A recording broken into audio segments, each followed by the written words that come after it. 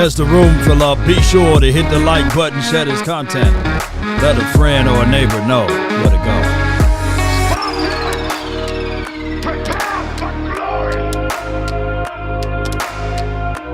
They can come closer than close, yeah. Original, they never would be. You pray for rain, you gotta deal with the mud too. Yup. Come on. They say it really ain't no party like a cowboy party. But at the end of the day, Nobody does it better than me. you gotta still stand tall or not at all. 5, 4, 3, 2, 1. Win, lose, or draw, Cowboy Nation. Look, a lot of people think that the season is over with. We lost 3 games. I get it. These are things that a lot of people don't want to hear. We want to hear doom and gloom sessions. We want to hear that the end of the world is here. And every time after every loss, I come over here and I give you guys some stuff over here, some information for the nation. We okay.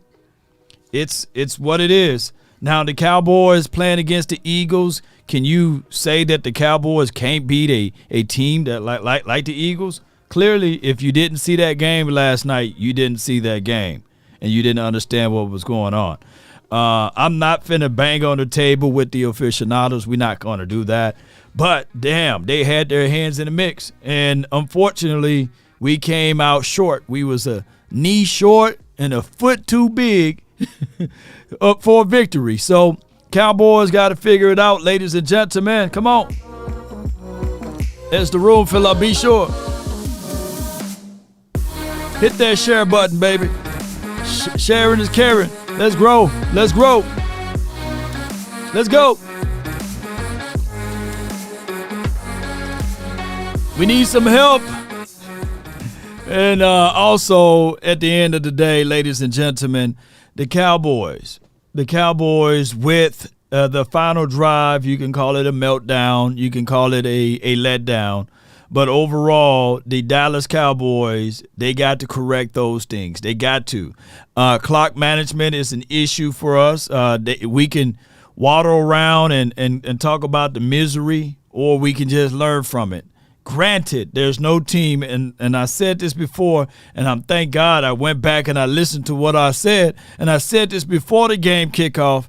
And look, there's nobody who wins the Super Bowl in Week 9. There's nobody who wins the Super Bowl in Week 5, and clearly no one wins the Super Bowl in Week 3. No one wins the Super Bowl during those time frames. So the Cowboys can do one thing, and this is one thing here. Look back at the tape and correct those issues. How we lost last night was not the same way we lost to the 49ers. How we lost to the 49ers wasn't the same way that we lost to the Cards. And you compare, and then you look at everything and you do contrast, and then you say, all right, how can we move on from here? What do we need? Now, here's what we do need, ladies and gentlemen. We got issues at right tackle. There's no ifs, ands, and buts about it. Terrence Steele, as the season progressed, he is one of those guys that, hey, it haven't got cold yet. And I heard that when it get cold, everything kind of multiply. We're going to have to, in that last series there, we're going to have to remove some of the trust that we have on our front five. We got to keep a running back in the backfield. We can't go empty. Why? Because we got weak spots. And I get it. We want to spread it out. And Dak Prescott, he got to understand too. On the final play and the last plays of those drives, look, our front five, we don't have the luxury to say 1 Mississippi, 2 Mississippi, 3 Mississippi. Let's get the ball out. No, especially when you are in empty. And the coaching staff got to see that. And if I can see it from the confines of this chair sitting in my studio, and I got a nice studio, by the way, sitting in this studio, I know for dog sure that they should be able to see these things. And is that me having a strike against Dak Prescott? No. objectively speaking, he had a great game. Great game. He had a great game. The meltdown came from above. Clock management, offensive linemen, the play call that was called in. You got to have somebody to put some protection. And Dak Prescott ultimately can't take a sack at the end. There's no ifs, ands, and buts about it. I get it. And at the end of the day, you can throw it through the back of the end zone. There was a receiver there. They can't call intentional grounding, even though he was still inside the pocket, by the way. So clock management got to be better. We have absolute zero threat of the run. I've seen Stargazer. She responded to one of my tweets here, and she said what Coach Marv said. It don't care. I don't care what Coach Marv says. I don't care what anybody say. We don't have no threat of the run. It's not the capability that we don't run. There's no threat. We don't have no threat. That's the point. There's no threat. There's no vicious threat of the run. They are not looking at, hey, we're going to have to worry about the run. And this is not just me picking on the Cowboys versus the Eagles. But I looked all the way back, and there's zero threat. That's what I'm saying. No threat of the run. And even if we do have the philosophy to run, they still not worried about the run. And that is a concern of a team that if you are inspired to win the Super Bowl, you got to make sure that you cover up some of those slots and those spots. And organically, it's not going to happen until you put the fear of the run in place. That is the reality, ladies and gentlemen. Now, is it all on our offensive line? Yeah, we can argue against that. We can argue against that. But if I don't have a single person that I look back there on the backfield, and there's only been one game, we played how many games, ladies and gentlemen? We had only one game, and we lost that one game that we had our running back to get over 100 yards.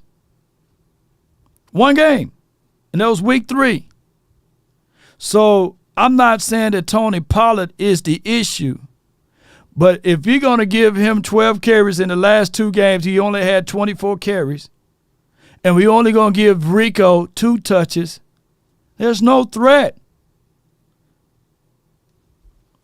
So the Cowboys going to have to figure that out. We can put up styles. We can put up points. Well, we can't put up points. We put up gaudy yards. That game was a mirror game of what the Vikings did against the Eagles. I think Kirk Cousins put up about 400 yards against that Eagles team. And let me know who won that game, ladies and gentlemen. We need to establish something so that we can win these games when it get down to the smallest points. This game is a game of inches, and you will lose games just like this in the playoff if you can't play a balanced approach of a game. If you can't manipulate the safety that's on top of the roof to climb down inside, right, to give you the play action so that you don't have to only worry about one-on-one football with CeeDee Lamb.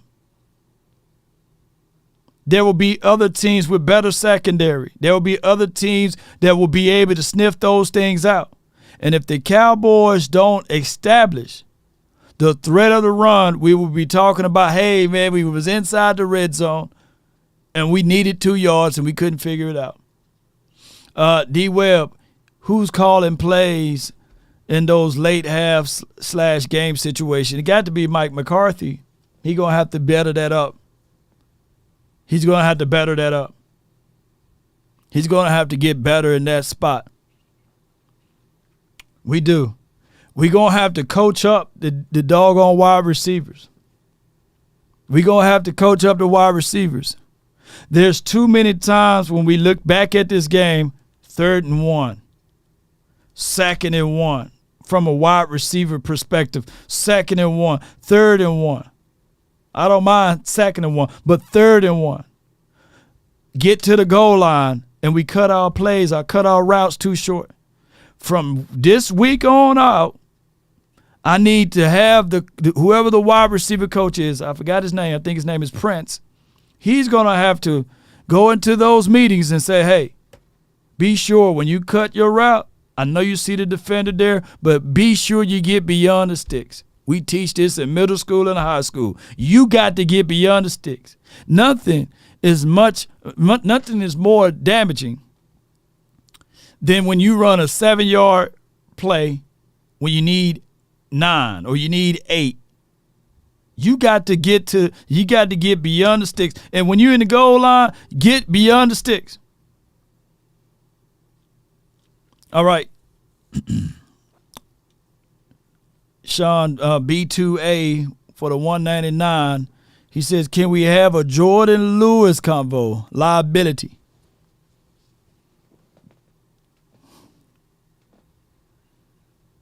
That Jordan Lewis.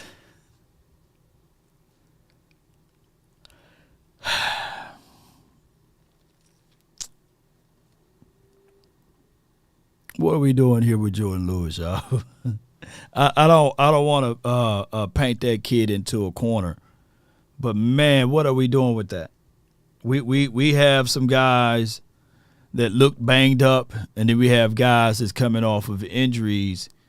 Think about all of the guys that's coming off of injury.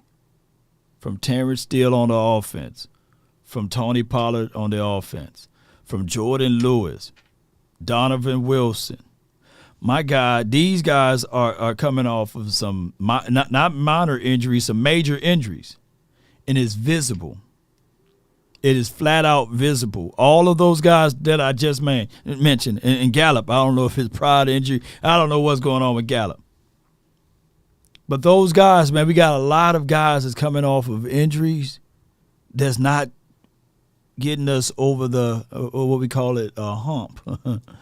And we got healthy guys that can run like deers, man, that we know for sure can make some plays. Sitting on the bench just watching, eating oodles and noodles. Go Cowboys, come on. We're going to have to really step those things up, ladies and gentlemen. The All-22 is still in process here. Who won the TOP? Let me just go over this right quick. The time of possession was won by the Philadelphia Eagles. 30-29. Was the game within reach? Yes. We got all the way down to the doggone 5-yard line, ladies and gentlemen. Schoolmaker, oh my goodness, I appreciate you for the $5 super chat. Refs were wilding. I can't go back and forth with that. But we know that complaining about the refs ain't gonna change a thing. Schoolmaker play on the goal line was the wrong read by Dak. Cooks was wide open on a rub route with CD. So the play call was good, bad read. All right, so, and I appreciate you, Cowboy Nation, for the $5 super chat. I really appreciate you. The progression, that game, and that route was all for Schoonmaker. You had blitz side from the right side. Dak Prescott had to get the ball out to the left side of the field. Everybody else, when we talk about progressions, I think Schottenheimer, he talked about that some guys will be on plays on the opposite side. They have to do their due diligence, but it's only ancillary. Basically, I'm talking in paraphrasing. That play design was designed for Schoonmaker. And here's my thoughts. Two things can be true. Was Cooks a guy that Dak Prescott should have went to? Yes, but he wasn't part of the plan. The other thing that's true on that particular play is that Schoonmaker, a rookie, didn't get depths on his route, and he cut it inside. The other part that was true with that review is, with all been said, hear me out, Schoonmaker got tackled before the play was even finished. So All of those things are true. But my thing is, when you are a rookie and you are new to this game, there's experiences. Look, I tell people all the time, a new broom can sweep the floor good, which he did. But an old broom can get those corners. And I'm not sitting here saying, hey, we should have kept Schultz. But damn it, why not have a play designed and called not for the rookie, but at least to the man that's hot? Let that play, let the other dude be the rub guy. Let the play be designed for Jake Ferguson. That should have been the thing instead of Schoonmaker. I get it. We want to make face. We want to make sure that, hey, the person that we use in the second round can make a play. But, hey, when you force things, you're going to get those type of things. And excuse me, 9 times out of 10, you won't get a call from the officials. They don't know who you are yet. So he did call it. He caught it, but it wasn't enough. So the Cowboys got to understand that. And the play before that with Chuma Edoga said, quote unquote, that he did declare himself. And I looked up the NFL rule book. I didn't find a single thread of where the player that's moving in must declare himself. It says in the rule book that an offensive player must. It says anyone, basically, an offensive player must declare himself. Now here's what I read also in the NFL rule book on illegal formation. That he could have been in the game, but he can't absolutely, if he didn't declare himself, he can't absolutely be the first person to touch the ball. So I get it. Dak Prescott said that he declared that 71 is eligible, right? 71 also, Chuma Edoga said that he told the aficionados that he was eligible to be in that play. But they took away a touchdown, and there's nothing we can do about it. Because now that's going to be a whole nother storyline, and then it's hearsay. Because nobody's going to say, according to Article XYZ, Rule number 1, 2, and 3, that the player that checks in as an eligible 6th offensive lineman must declare himself. He himself must declare himself. But the rule states that, hey, an offensive player, it don't say who should be, it says any offensive player or coach. So so literally, Mike McCarthy can tell the official that 71 is declared an extra offensive lineman. And 71 don't even have to say anything as long as one of the officials know. So the tic-tac calls or what have you. But, you know, the broadcaster, here's how I know it was all bull sugar anyway. And I'm not saying that we lost the game because of that. If it's an illegal formation, why wait till after the score is done and then you throw the flag? Why not blow the play dead? It was illegal formation. Why let these players, y'all talk about player safeties and everything, so why don't you just blow the play dead? Why allow the man to score the touchdown, to go through the full play, and then you throw the flag? So wasn't it illegal before or after the score is made? Let me know. That's all I'm saying. Zach Luna, thank you for the super chat for the $9.99. That was a hard-fought game. We getting closer. Sometimes we got to work this stuff out through the year. Yeah, true. Just get it cleaned up for the playoffs. This was much better than the Niners. This season is not over. Yes, you're right. Yes, indeed. You're right. Yes, indeed. That's all I'm saying. Look, that's all I wanted with the officials. I said this before the game kicked off, by the way, because I kind of felt that it was going to be one of those things. That just call it fair and balanced, man. I don't give a dog. But what most people going to say is, hey, Eagles had 10 penalties. The Cowboys had 10 penalties. It was fair. Bull sugar. Bull sugar, man. I'm sitting here looking at Rico running down the field, and the play was way behind him, and all of a sudden it's a flag on Schoonmaker. That's a whole nother storyline. But why wait till after, even on that hole? Why wait till after the play is done? That joker, hey, he get the first, they got all them yards. Oh, now let's throw the flag. Hey, these officials, boy, I can't get this. I can't get this game right with those boys. The moment you start, the moment we say, hey, man, hey, we let them slide on the first drive. We did. We let them slide on their first drive. We did. But we didn't even talk about it. We didn't even complain about it. We said, okay, well, they're going to have to just play. They're going to have to call it both ways. Law, what are you talking about? We let them slide on the very first drive. I didn't complain about it. I said, well, hey, them boys gave them a favorable. I said, them boys spot whooped us, but we're going to let that one go. I should have started complaining then if that's the case. Law, do you have any troops to it? Yeah, let me bring this picture up right quick. Bring this picture up. Boom, we should let them slide. We let them slid on the first one. Look where they spot the ball. Look where his knee at. So all I'm saying is, if you're going to give that man you couldn't do that for us on the touchdown?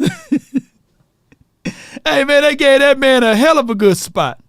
That brother knee was way down there in the back, but they're going to say, all right, we're going to put it right there at the inch. I can hear somebody say, excuses, man. Excuses, bro. They're just excuses, man. Hey, Eagles won fair and square. They won fair and square. Well, I'm just saying, just call it the same way all through the game. That's all I'm saying. Just call it like you can't sit back and look at this and say, oh, man, it's fair to mark it right there. They called it both ways on the same game. No. But they won, though. I'm just saying, I'm not finna beat up the aficionados. They won. The Eagles won. They 8-1. Let's pull up the good old tape from my guy, Brian Baldinger. To try to impact this game. Worked over the new guy, Tyler Steen, a lot. I don't know. No, that ain't a hole. I'm just gonna rant right quick. That ain't a hole. That's fair. You know what I'm saying? Hey, man, you should see the other dude. You should see how they were holding their guys. That's fair. You know what I'm saying? Hey, they got all hands on 56 holding that man like he finna take him on a date. He finna got doggone put a Quaalude in his drink or something, man. Oh, excuse me. That's fair, y'all. That's fair. Steen a lot. I don't know. You make the call. He didn't like it, but he wanted the new guy, Tyler Steen, making his first NFL start to feel his punch. Whew. He can make you whiff, make you look real bad. A lot. Here he comes right now. Somehow he slides through Kelsey and Dickerson and gets to Jalen Hurts. All right, then you get here. Like he's got to fight off Malata here. Then he's got to fight off Dickerson.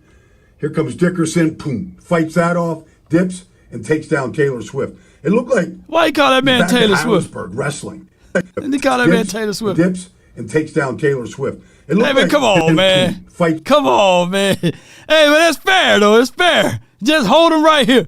Just hold him right here. Just hold him, man. Just hold him. Don't allow him to crash down. But that's okay, man. He takes him down. He takes down Taylor Swift. Takes down Taylor Swift. It looked like he's back at Harrisburg wrestling. Like it's just a solid 2-point takedown down to the mat. And you get he loved this position in this game. Splits the double team right there. Like he's getting close. He had a lot of good rushes. 30 seconds left in half. Jalen steps up. Thought he was going to get away. I don't know what happened to Jalen on this play, but he wasn't feeling too good going into the locker room at halftime. I know that. Second half, it was more of the same. You watch him right here just change directions and just chase down Jalen. I don't think he feels too good after that hit either. And then his ability to go inside, pop outside, make the play, one play after another. Seemed like he was all over the field in his 52 snaps. Like, I don't know, Dickerson's doing what he's got to do. Hey, that's Jalen okay. goes free. But he was a force nonetheless. Hey, my guy, Brian Balding, why you don't want to talk about it? You know what I'm saying? Why you don't want to talk about this play right here, man? Come on, man. Come on. All right, so y'all tell me what y'all see. You can say cherry picking, but let's be real now. That was a crucial play right there in that moment right here. Well, I don't know. I see what happened. Dickerson's doing what he's got to do. Jalen goes free. But he was a force nonetheless. Like, that's a good power rush against Malata. Gives up 130 pounds. With a minute to go, I thought he had a chance right here. I thought when the ball hit the ground, I thought the hungry lion, I thought he had a nice little snack right there. Somehow, Steen recovered that ball. It was a good play by Steen to jump on that for real. The Dallas Cowboys. Let's talk about this. Parsons got the ability to get upfield real quickly, and I get it. You don't want to call holding on the man every single play that's going to throw off the flow of the game. It's kind of like basketball on touch fouls, right? You can call touch foul on pretty much every drive when you go down inside. So they will allow those boys to play. But at sometimes when you make it ticky-tacky, and I will when I get to all 22, I just can't show y'all the broadcasting view on the Rico hold. Just call it both ways. That's all I'm saying. Is if you're gonna call on one end, just call it on the both ends, and let the game be itself. Or I'm with the belief, just let them boys play. Let them play. Because at that point it was 21-17. We go down there, a whole bunch of other things can happen. But you call the holding on my guy Schoonmaker, that forces that whole type of bull jab drive for the Cowboys. And granted, I'm still mad and angry and upset at Michael Gallup. Ball hit him right between the 1 and the 3. 1 and the 3. And he want to play basketball with the football. He want to dribble it. So my thing is, if this team really want to dive deep into things, they need to look at it from this perspective. CeeDee Lamb, Jake Ferguson, everybody else ancillary. Everybody else ancillary. You got to do it that way. I want to play this audio from my guy, Dave Hellman. I think that he do a great job of breaking things down all the way. Let me go to him right quick. Appreciate everybody for tuning in to the nation. Appreciate y'all so much. Let's listen to him right quick. I have to imagine the flight back to Dallas was a brutal one for the Cowboys, reliving Can y'all hear audio? those 30 seconds and how close they were to a huge win. It looked like the epitome of a meltdown from the Philadelphia Eagles. The team has been so good at closing out games this season. It looked like they were about to hand a win away. They pinned Dallas all the way back on their 14-yard line, down 5 with less than a minute to play. You like to think you can play out the string here with the way that they had pressured Dak Prescott. Right. Get out of the game with a win. But no, a defensive pass interference gets Dallas to midfield. A roughing the passer by Hassan Reddick moves the ball even further. All of a sudden, in the blink of an eye, really, Dallas is at the Philadelphia 6-yard line with 27 seconds to play. It took them like 20 seconds of game time to basically move the length of the field. 1st and 5 right from the 6-yard line, down by 5 points. Cowboys, you're sitting there thinking, I don't know how this is going to happen, but we got to like our chances. And the next 3 plays, the Cowboys counter with a meltdown of their own. They go false start. Right tackle Terrence Steele gives up a sack to Josh Sweat. Unfortunately, a little bit of a theme from Terrence Steele. A rough day for the Cowboys right tackle going against the Philly pass rush. Clock's running, no timeouts left for Dallas. Rather than spike it, give themselves 13, 14 seconds to decide what to do. Dak Prescott says, screw it. Somebody's down there. We're going for the end zone. Incomplete. That sets up a 3rd and 21 from the 22 with 5 seconds to play. So you go from 1st and 5 at the 6 to 3rd and 21 from the 22. Not a sequence that the Cowboys are going to feel good about. The pass to CeeDee Lamb eventually falls short. Just a fittingly messy crescendo to a game that defines the cliche game of inches. No doubt. Like I said, the moments of this game had its own self in the way. This game come down to a game of inches. This game come down to who make the most mistakes. And the Cowboys on the road last night made the most mistakes. Clock management. You can call it meltdown, letdown. The Eagles did everything that they could to say, here you go. Here you go. But then they said, you know what? We don't want you to take this victory away from us. And on that final series there, we went empty. Empty, meaning that there's no possibility of an illusion that we can pass it into the flat. No extra help. That means you ultimately trusting your 5 guys to stop Philly's pass rush.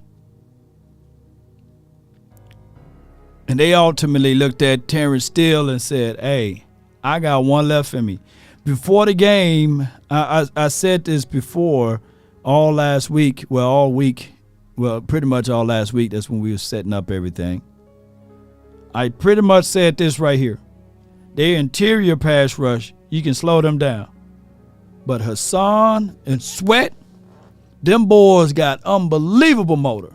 And you guys can go back and check what I said. Them boys got unbelievable motor on the tail end of the late third or in the late fourth quarter. They're going to make their plays. Now, the Cowboys, we can cry about spilled milk. We can talk about the aficionados. We can talk about X, Y, and Z, just like I pointed out, and say, hey, yes, this was a very winnable game. But at the end of the day, you were the team that got down to the 6-yard line, and you had 27 seconds left on the clock, and you self-sabotaged yourself with a penalty and 2 unrecognizable plays. You can't have that in the National Football League and expect to make a deep playoff run and expect to lift up a Lombardi trophy. So they need somebody, a coach, that's going to spit upon those boys, spit nasty at them, and say, y'all going to hold y'all stance all week. Penalties, I can accept just a little bit, or holding penalties, believe it or not. I can accept those little penalties. I can accept even pass interference here and there. They are very, very much so subjective calls. But damn it, the things that you're supposed to be able to control. There should be no delay of games. There should be no false starts. There should be no offsides. Those are things that you can control. The plays that's coming in, those are things that you can control. And I know y'all don't like this version of law, but I'm telling y'all, those are the realities of it, ladies and gentlemen. And a coach, and I'm not saying that Mike McCarthy is not talking to those boys in that fashion, but we need to have those type of conversations. If not, it will rear its ugly head up again. Pre-snap penalties we cannot have. Block protections we must have. Block them up. And if your man getting beat on the edge, chip. Help him out. Don't see the man getting beat and continue to think that it's organically is going to heal itself.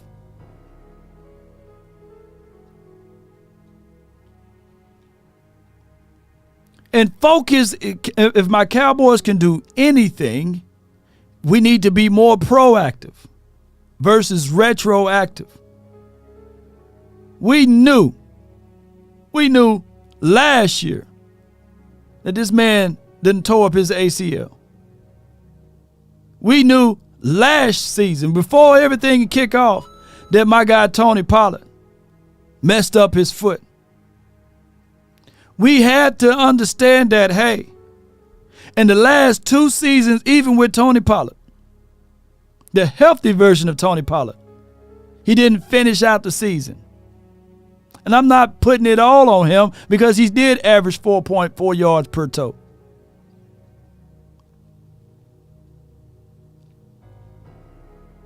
But just because you playing up against, I think the Eagles are number 1 team against the run. Newsflash, look at the last tape. You can't, I banged on the table and I told y'all, we showed the film. We gave y'all analysis. The Washington team averaged 5.9 yards per run. And that's Brian Robinson. And the other kid, whoever wears number 24, he averaged 7 yards per run. Both of those boys. Where did they ran? On the outside.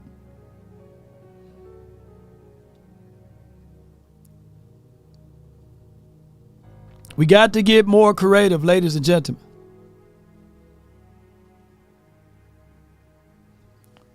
I don't know what else he gonna say off of this. Let's see what else he say. Like this is the teach tape for why football coaches say that stuff.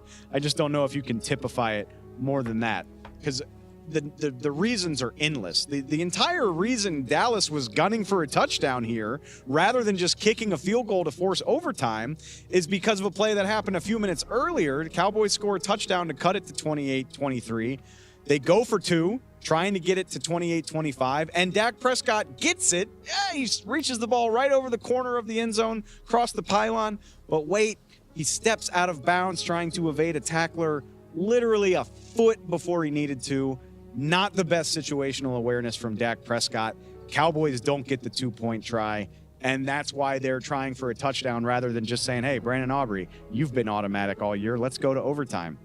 Half an hour before that, a Dallas touchdown is overruled on 4th down. Dak finds rookie Luke Schoonmaker at the goal line, reaches the ball across the line. Touchdown, Dallas. Oh, wait, no. His knee hits down before the ball breaks the plane. Turnover on downs, literally at the inch line. It's as close as you can get to the end zone without scoring.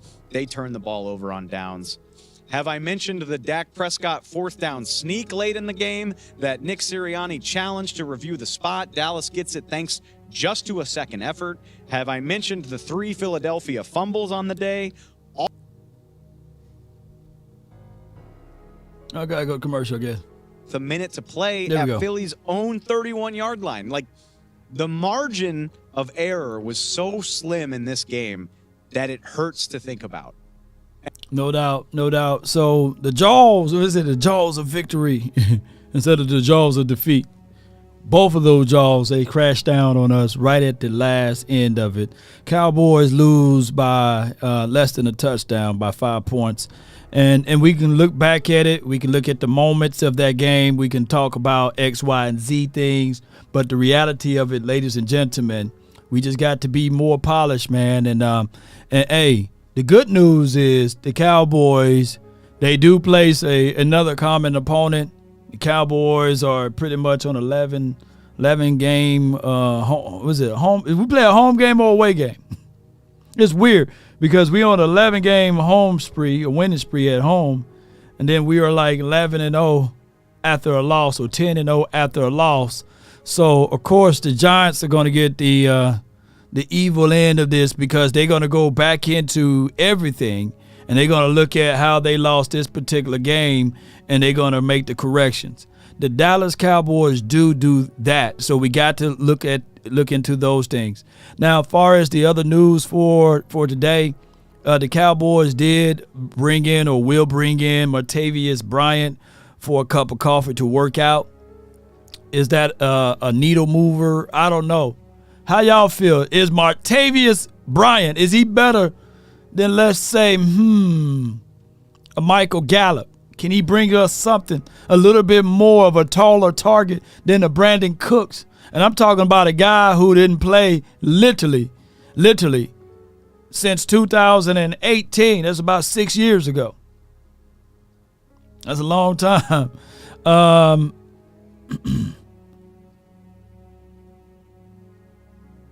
It's not Trey Lance, and I put it like this. Trey Lance is still picking up the playbook, but shout out to y'all, man. Trey Lance is still picking up the playbook. I think Trey Lance is more of a guy for next year. Say it with me, James Washington. Oh my goodness, man.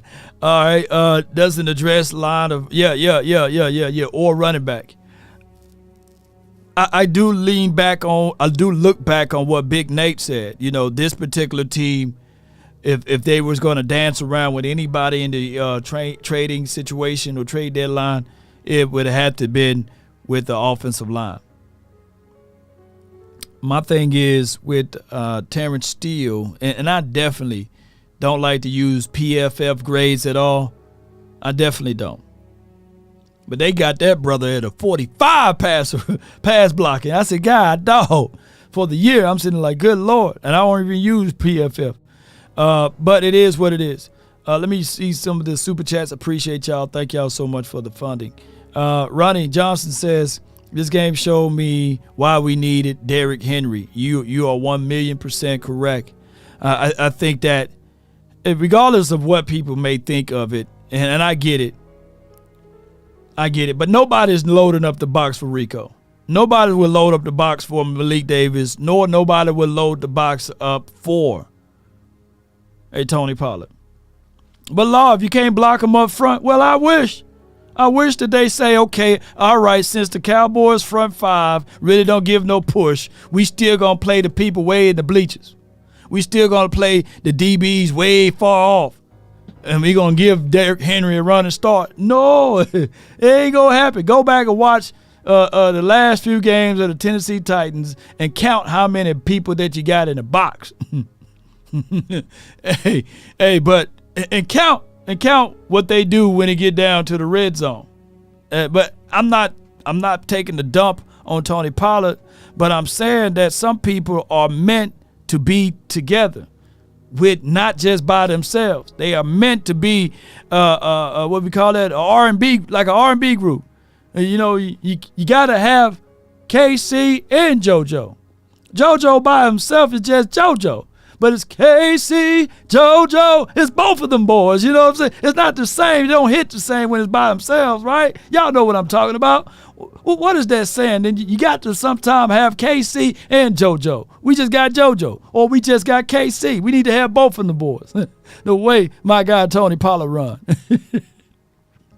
Yes, indeed. All right, Ronnie Johnson, I appreciate you, though. All right, Zach Luna, we already read that. Brandy says Parson plays in the state of being held every play. You are not lying at all. You are not lying at all. And Greg Miller says, hit the like button, everybody. Go Cowboys. We are still them boys. Yes, indeed, we are. We are. Speaking of that,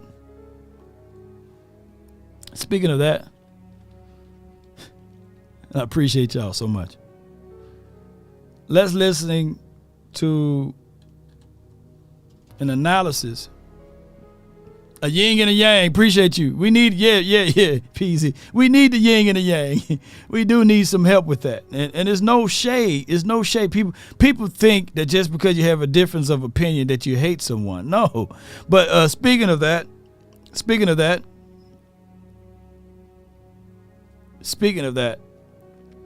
let's listen to Ryan Clark, because he gave a very measured conversation about that.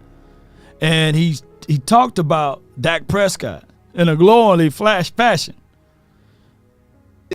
What we learned is that Dak Prescott can show up in championship moments. That Dak Prescott isn't going to be the reason this team doesn't have an opportunity to win a ring. Every time we watch one of these games is, can Dak Prescott show us he's the quarterback to take the Dallas Cowboys to the top? Last night, he showed that. You think about the championship sequences that were just missed by the inches you talked about. The pass to the tight end that's right on the goal line. Dak Prescott's foot being out of bounds on an amazing scramble. But what we saw from him yesterday is standing across from another elite quarterback, you can outplay him. Standing across from an elite defense, I can be the reason we make plays that go above and beyond the X's and O's. This is what we've been waiting on for Dak Prescott. And if you're Stephen A. Smith, you felt like you were going to get the monumental fall that you're always waiting on. The last 2 weeks, Dak Prescott has played out of his mind. Dak Prescott spoke confidently throughout the entire week in every presser. And you were just waiting to say, see, I told you again, he's throwing it to the other team. Look at him again, that Eli Manning look on his face. We didn't get that from Dak Prescott. We got a player that showed he can be amongst the elite. So now the rest of the Dallas Cowboys need to step up and help him get there.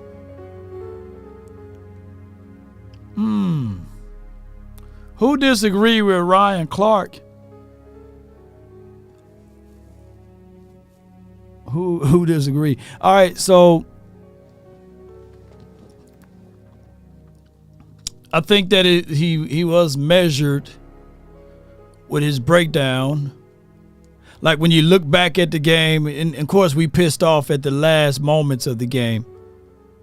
And we can go back and forth and point fingers, whether it's play calling, whether it's instincts, whether it's, hey, this dude didn't throw an interception, or whether, hey, his foot was too long and he stepped out of bounds. We clearly see that in order for this game to be any game, for us to have any chance in this game, you had to have 4. You had to have 4 in this particular game, especially when you look back at everything. We didn't get nothing from Tony as what we wanted to. And then we didn't get nothing from other guys outside of CeeDee Lamb, who had a hell of a game, and Jake Ferguson. And that's about it. The defense, granted, even though Parsons shined, and even though we had some other guys to stand tall, they still allowed 28 points. Boy, we're a long way from saying that this defense remind us of the 2000 Ravens or the 2002 Bucks or what have you. We're a long way from there. We're a long way from there. Now, there are some small micro things that we can do, maybe from within, because we already beyond the trade deadline. We can't go out there and get another DB. We can't go out there and get another linebacker or somebody that you can put down inside, etc. But I can tell you that a lot of people can look at Bland and they can say, okay, he gave up a touchdown against Smitty, which was really good throw by Jalen Hurts. He made that good throw right there, one-on-one to the outside, and they caught us in man-to-man defense off of that. But outside of that, we cannot allow teams to score 28 points. Back to our offense. My guy, Terrence Steele, allowed 8 pressures. Not 1, not 2, not 3, not 4, not 5, not 6. 8 pressures in this game.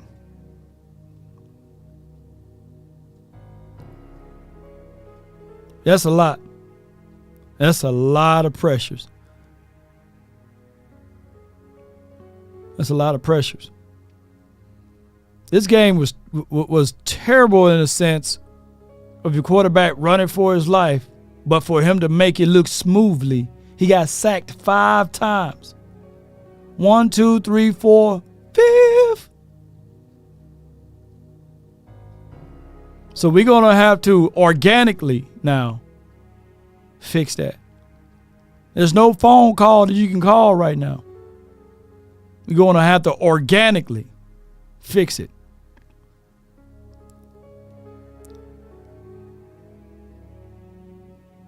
Terrence standing still. Shout out to you, Dramatic, man. God dog, boy. I'm not finna bang on him, but dog, man, that Terrence Steele, boy. Woo! Hopefully, man, next year. We was talking in a group chat, me and my guys, Skywalker, Okoye, Foots, Vach. And I raised the question. I said, damn, Tyron Smith, he played really good last night. Tyron Smith played really good. Tyler, he only got whooped one time, I believe. Jalen Carter, salute to Georgia Bulldog. He got in there. Tyler Biadasz, he played, oh my goodness. What's the word my guy boss would say? Wee woo. And then Zach Martin, man, Zach got his hands full. He got to help out this kid, and he got to help out that kid, to the right and to the left. And I brought up a question in the group chat. I said, can Chuma play right tackle, y'all? Can we just throw Chuma in there, man? Because Terrence Steele, and to Botch's point, shout out to him. They go live, I believe, at 3 o'clock-ish. He's saying that, Terrence Steele is not playing to the point that he's willing to see him benched. And I get that, and we all understand that. But, man, I'm going to have to give my flowers to some of the guys because, let's give a round of applause because I didn't see this coming, y'all. Let's give a round of applause to Tyron Smith, man.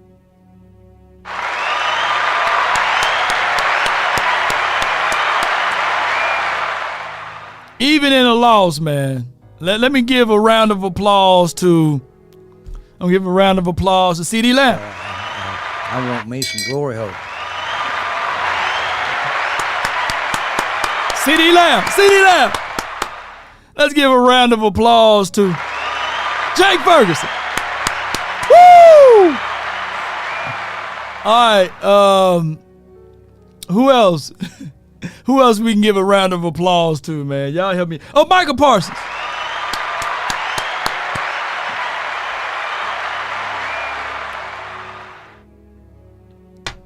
Sam Williams, come on down. Woo! Who else, man? Y'all let me know who else we can just mention right now. You know what I'm saying? Those are my guys right there, man, that showed us something, in this game, and see if we can build upon that. Oh, Cavante Turpin. Yeah. A tale of two halves, man. We won the first half. We for damn sure lost the second half and the game. Yes, indeed. So, Brandon Aubrey, man, I'm going to have to give him a shame. Damn, Brandon, Shame. He made a rookie mistake in this game, man. I think they scored off of their drive, man, putting the ball at the 40. Come on, Brandon. I'm going to give another shame to my guy, Rashawn. Shame. Shame on you, Rashawn. Shame. I'm going to give another shame. I got to give a shame to my guy. Oh, man, you low down dirty shame, you. Oh, my goodness. J. Lou, man, shame on you. No, I'm going to take that shame back. That's not your fault, J. Lou. It's not your fault. Shame on Dan Quinn. Shame. Shame. Shame. Dan Quinn, man, stop doing that, man. Get him out of there, man. And I get it, man. It's a contract year for him. You want to see what you can get out of him. But, man, we done seen enough of him. We seen enough. All right, so who else? Oh, my goodness. Michael Gallup.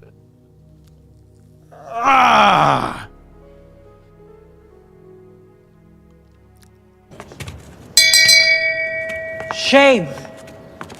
Shame. Drive killer Shame. Gallup, man. Come on, Gallup. Come on, man. Gallup played so wee-woo-ish. I'm going to use my guy, Boss Cowboys Sports phrase again. He played so wee-woo-ish that the Cowboys done picked up the phone and said,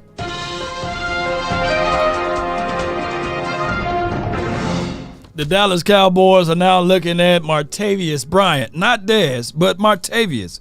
He haven't played in the National Football League since 2018. He's been reinstated, though, but he's 6'4", 220 pounds, and he runs a 4.4 40. He can take the top off the defense, and he's a taller target. Maybe he can replace not just one, but two. That'd be Brandon Cooks and Michael Gallup.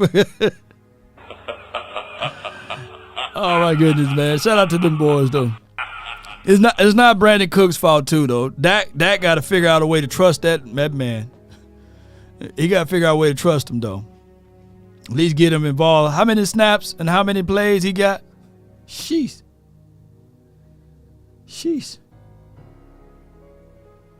All right. CT Madden said that's our version of Mike Evans.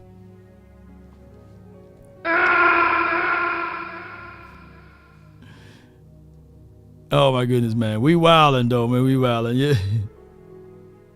Yeah. Still should have set the first 4 games.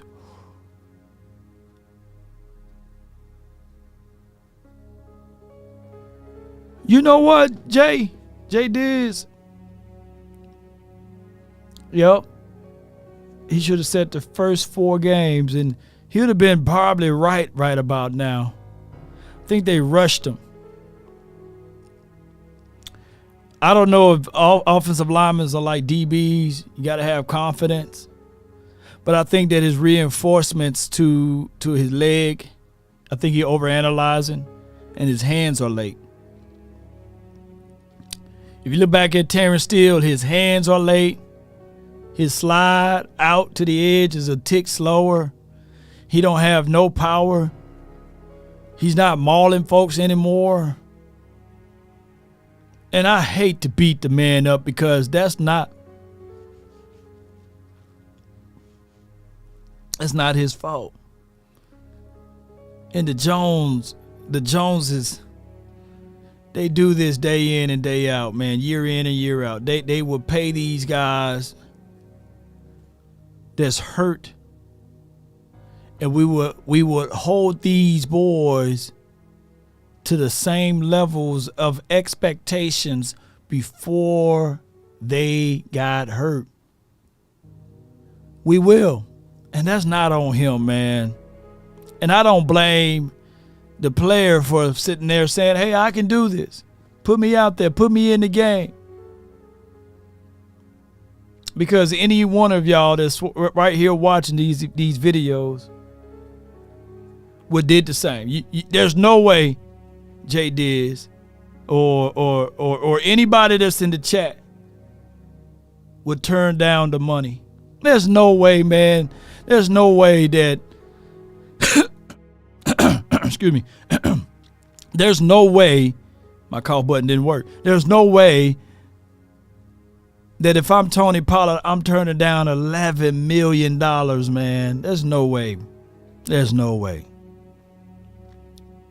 I'm taking the money. This is the most money I ever had. I know football is not for long. I'm getting this opportunity, and I'm telling them my leg is all right. My mind is set is all right. There's nothing wrong with me. There's no way Michael Gallup is turning away $60 million to test the market, to see what he can get on the open market, ladies and gentlemen. Let me pull up. I forgot how much money Terrence Steele is. Hold on. Terrence Steele. And I'm not trying to count the money. Contract. Let's see how much money he's making. Yeah, oh my gosh, man. There's no way. There's no way, man. There's no way I'm going to turn down $50 million, $91.8 million. There's no way. There's no way, bro. And from an owner perspective, if I'm paying that much money, I want to see my product out there on the field. And I get what Jerry Jones is doing.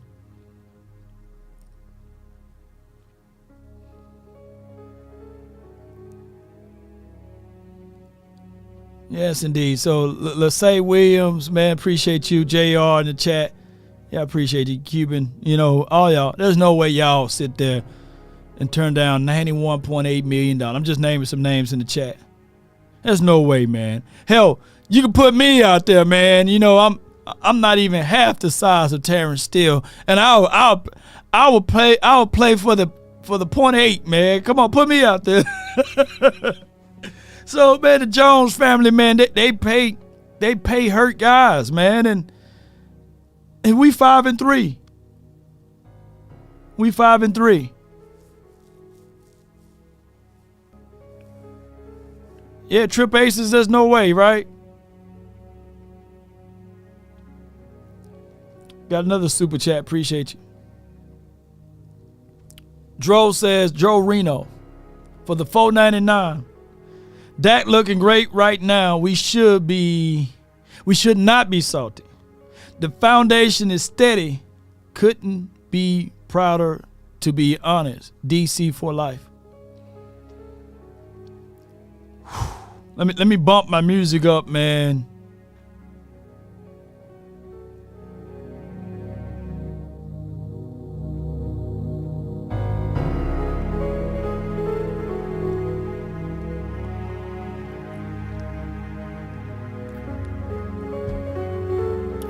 Let me clear my mind. .8, law, yeah. Give me 800,000, man. I'll run out there for 1 or 2 plays. Come on, who wouldn't play for the .8 part of it? The 800,000.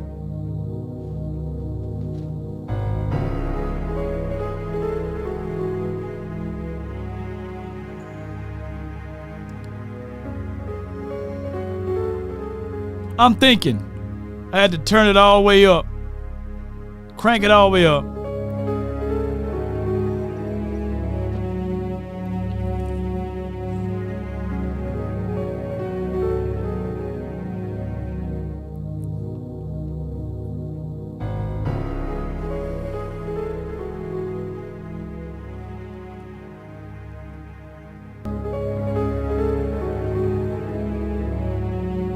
While I'm thinking, let's listen to this right quick then.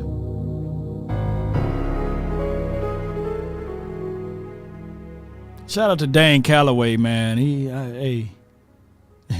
That joker, although, you know, that's safe room music from Resident Evil, but if you ever look up Dane Calloway on YouTube, you know what I'm talking about. The man breaks things down on a whole nother level.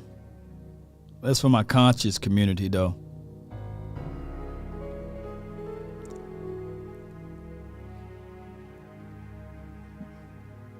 It was big to make those stops and get an offensive chance to go down and, you know, score. But, you know, we played hard enough to win today. We just didn't come out on the end.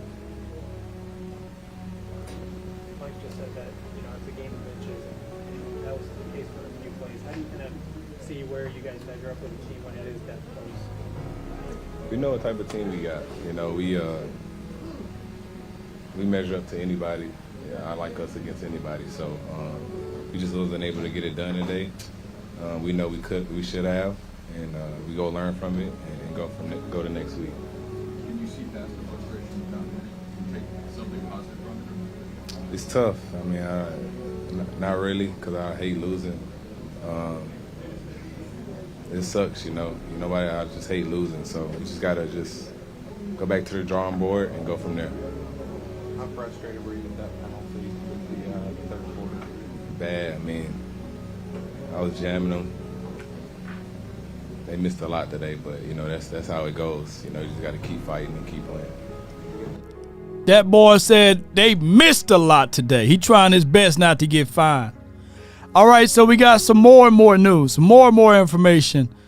Veteran wide receiver Martavis Bryant has been reinstated by Commissioner Roger Goodell and expected to work out with Dallas Cowboys tomorrow. But we got a follow-up. Cowboys Executive Vice President of Player Operations, Stephen Jones, on 105.3 The Fan, on free agent wide receiver Martavis Bryant. Quote, he's a guy that's a big, strong, fast receiver that will certainly take a look at. So he's saying that he's big, he's strong, he's fast. That they would certainly take a look at.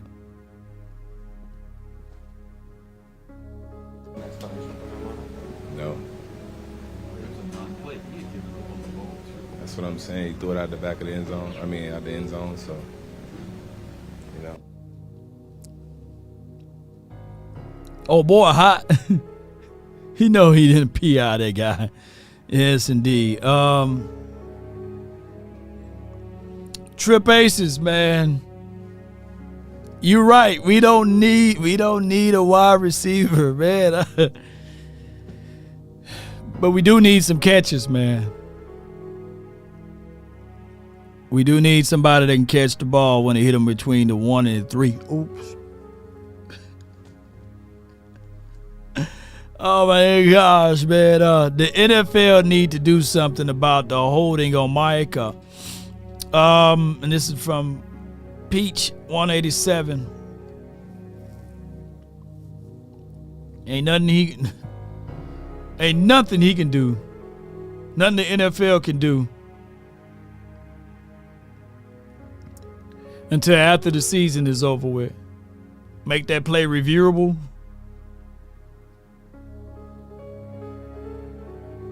Recordings just got back.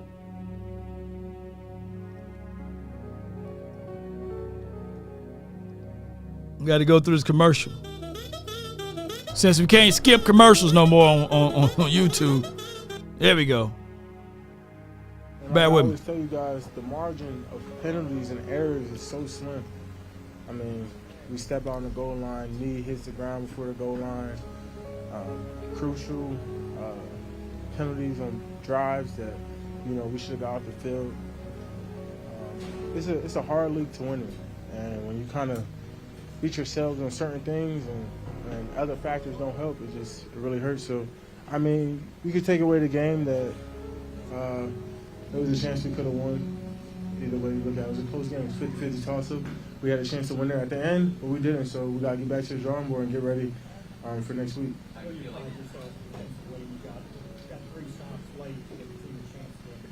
Got a fan blowing on there. Yeah, I mean, what was it? 2 defensive pass interferences on one drive. I mean, I think you would chalk that up as a very good day when we hold that Eagles power offense, who's been throwing for 300 and whatever, to Jalen Hurts 180 yards, less than. Come on, get there. Yards. I mean, you could say what we want. I feel like we did a great job, but there was times in the game where I got that. They didn't turn our way. They got that buffer effect on that thing. That's exactly what I know. There's some penalties they wish they could get back, and that helped us get down the field and things like that. But when you have a clash like that, Eagles Cowboys, there's nothing like it.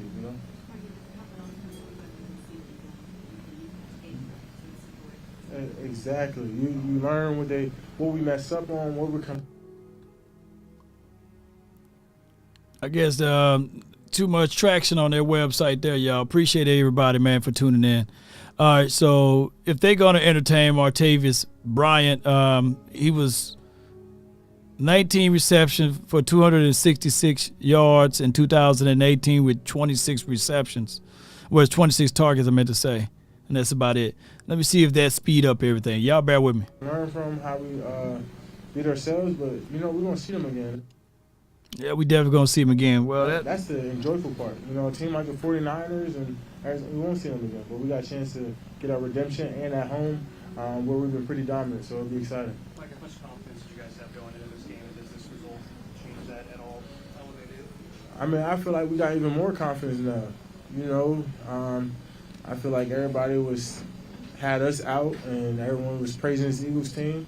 Obviously, we gave them their best fit, and I'm not even going to spit fuel on the fire. We'll see y'all. We'll see them again in 4 weeks.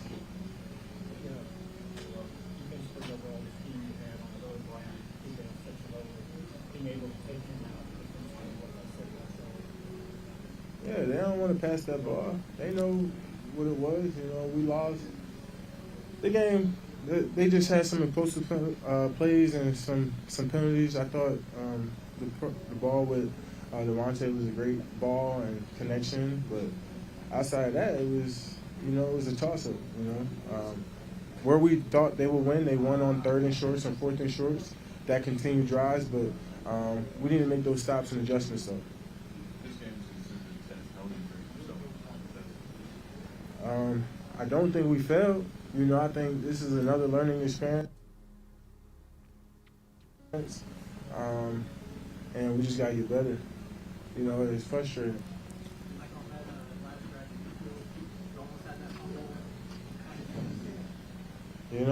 It's another point of interest. The ball rolled their way every which way tonight.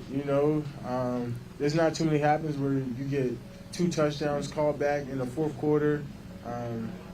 Where I just feel like it just rolled their way tonight and got to live with it. Oh, Dak's a freaking warrior. There's multiple times I was like, that's Dak Mother Prescott, bro. Like, he's a dog. He a warrior. I got unbelievable amount of confidence in him. I thought he had a great game. I think people need to put more respect on him. He outplayed everyone today.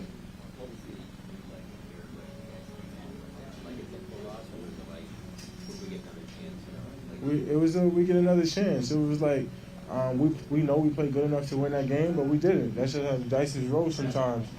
Sometimes you play good enough, and good enough ain't never good enough. No doubt, no doubt. He's positive. He's in good spirits. Although we might look, I've learned that we take the game a little bit more serious than the players, and they played in the game.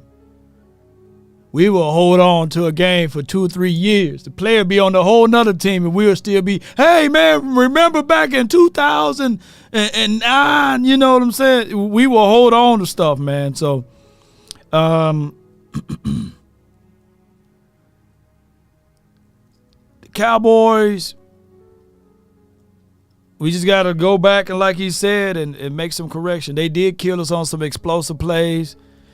They did have we had some drive killers, and they had some drive extenders. That's the best way that I can wrap that part up, ladies and gentlemen. Jay Diz, appreciate you for another super chat. Appreciate you, bro. But I got one right here. Cowboys says, Mozzie is not yet as advertised. We still missing a true thumper linebacker. Still is falling back to his draft status, which was he was undrafted. Right.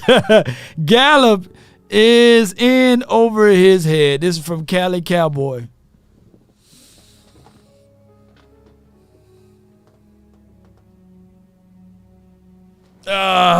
Before I go to Jay, before I think about what you said, Cali, to give you a response, let me give a heart to my guy Jay Diz. Didn't Martavis enjoy the trees a bit much? Catboy moves. Hey, he can smoke them now, though. That's the thing. He can roll them up and smoke them and blaze. He can blaze to the high heavens now. Nobody get in trouble for that. But let me bump my music up one more time to respond to my guy Cali Cowboy.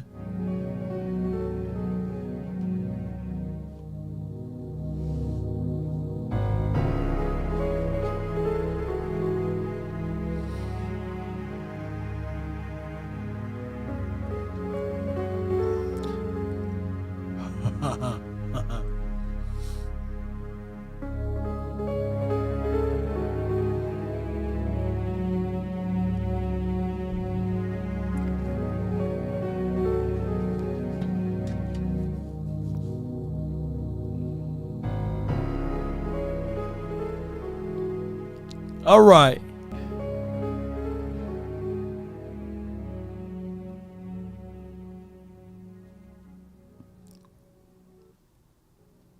The Mozzie pick is going to be the pick that's going to be talked about, in my humble opinion, or in my honest opinion, for the next 3 years. It takes time for interior defensive tackles to make any noise, especially at one tech. That's why majority of the teams, they really don't make a move at one tech guys unless they are literally a top 15 pick, like a pick that they know for sure that they got other players around them that they can just throw in and just let it be. And there's only a few guys that you can mention that's a one tech that's going to make some god doggone good noise. And I get it. A lot of people is going to look at Jalen Carter and say Mozzie. Granted, we do have some great content creators. We do have some wonderful people that can break down film and say, hey, this guy is equal to that guy around the NFL. But in actuality, it's not compared apples to apples. Jalen Carter is a 3 tech that can play 1 tech. My guy Mozzie is a 1 tech, and that's what he's going to be in the National Football League.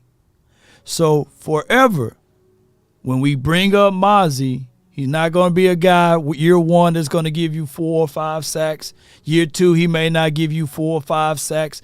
Year 3, if he give us 5 or 6 sacks, I'm going to run around, maybe take my shirt off. You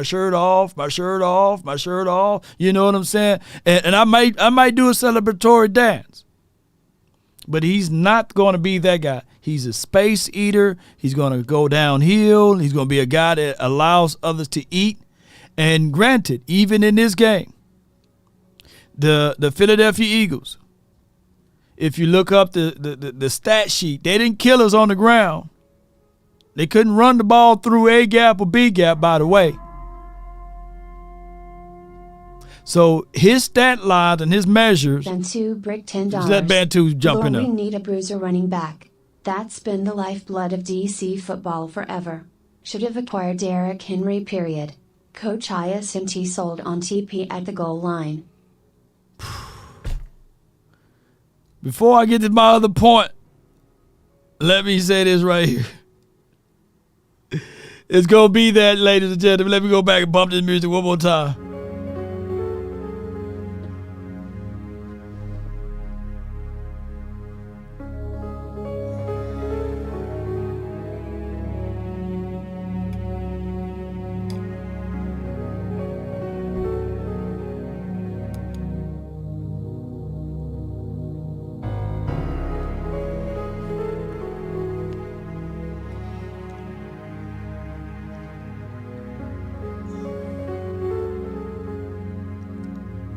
Yo.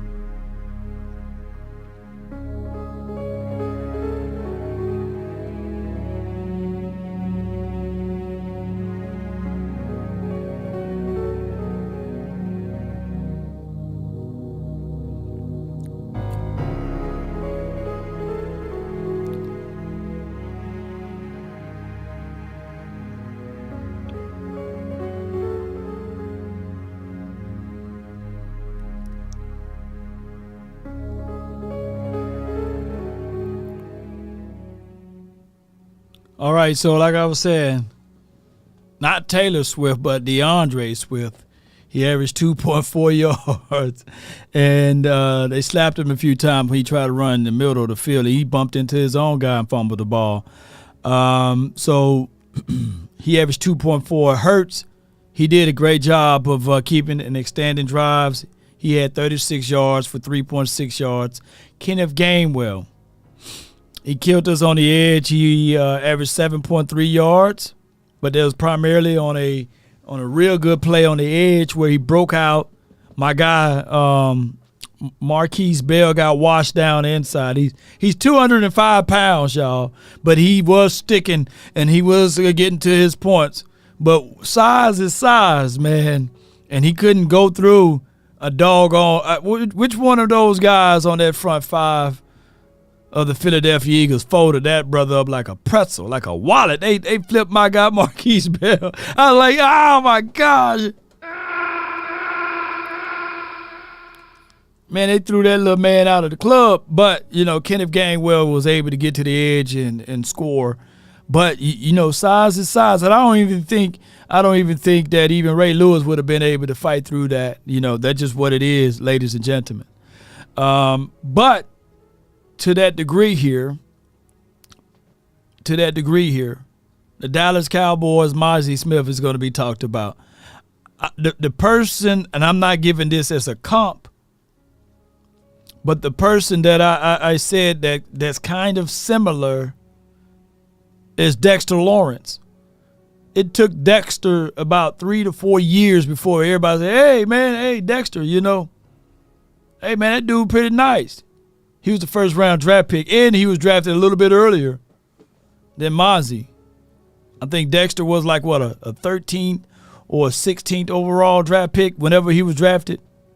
And it took him a minute to get things going. So it's normally take y'all for those true interior defensive tackles a minute.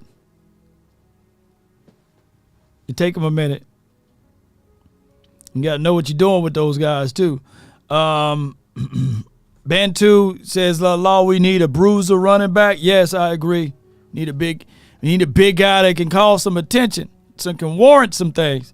And that could have been through the mindset of even 40-ounce, Hunter Luepke. But the Cowboys don't know what to do with him. Glenn Capers, Jordan Lewis is so done, I need him inactivated.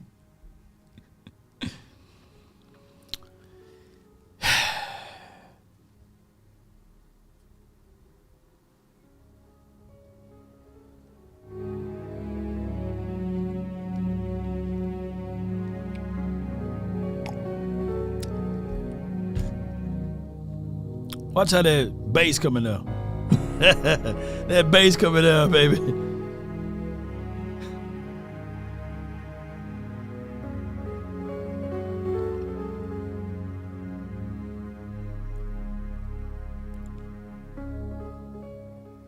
All right. Don't compare Dexter Lawrence to Mozzie. I feel you, though. JT says he was 17th overall. But how many years it took Dexter Lawrence? He wasn't a dog his year 1, year 2. and that front 5 or that front 4 for the Giants, it took him a minute. And he always had some comfortable guys. He had Leo to the right of him or to the left of him. So it took him a minute, y'all. It took him a minute, y'all. That music is nasty, Law. I appreciate you. All right, man. Look, Law, even Haloti Nada took him 4 years, yo. Yup. I mean, you always gonna need your big boys, man, like the Maybanes. Like everybody talk about the Legion of Doom, right? Yeah, your LOD. Now, what was the name of another Legion of Boom? I meant to say for the Seattle Seahawks. Maybane didn't get none of the credit. Nobody, look, somebody don't even know who's Maybane. Who's Maybane on their front? Nobody. See, people don't even know who Maybane is. But he was the guy that allowed the Legion of Boom to be that. But they talk about all of the other pieces. They talk about Earl Thomas. They talk about Cam Chancellor. They talk about Richard Sherman. And I'm not saying that this team have the mindset or will far as the defensive side of the coin will be like the LOB. We still need some nastiness, man. One can argue, hey, we need another linebacker to be our version of Bobby, you know.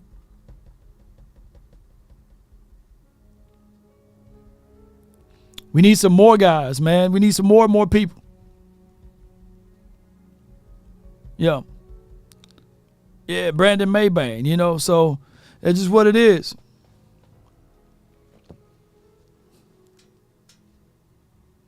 Browner was a dog, yep. Puna Ford. he came along a little later on. All right, ladies and gentlemen, I done spit to y'all long enough. An hour and 24 minutes. I appreciate y'all so much for tuning in.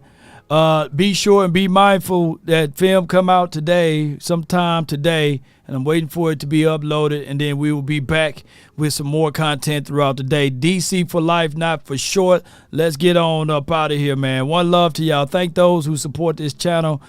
Be sure to hit the like, share this content, let a friend or a neighbor know where to go. Let's go. Let's get it. Oh, wrong page. Wrong picture. There we go. There we go.